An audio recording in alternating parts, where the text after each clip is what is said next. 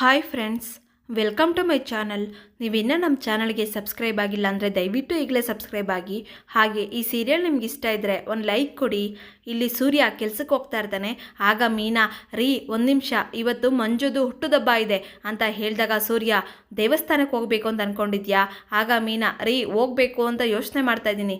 ಈಗ ಸೂರ್ಯ, ಹೋಗ್ಲು ಬೇಡ, ಹೋಗಬೇಕು ಅಂತ ಅಂದ್ಕೊಳ್ಳು ಬೇಡ ಅಂತ ಹೇಳಿ ಸೂರ್ಯ ಇಲ್ಲಿಂದ ಹೊರಟೋಗ್ತಾರೆ. ಈ ದೇವಸ್ಥಾನಕ್ಕೆ ಕುಸುಮ, ಕನಕ ಮತ್ತು ಮಂಜು ಅವರು ಬಂದಿರ್ತಾರೆ.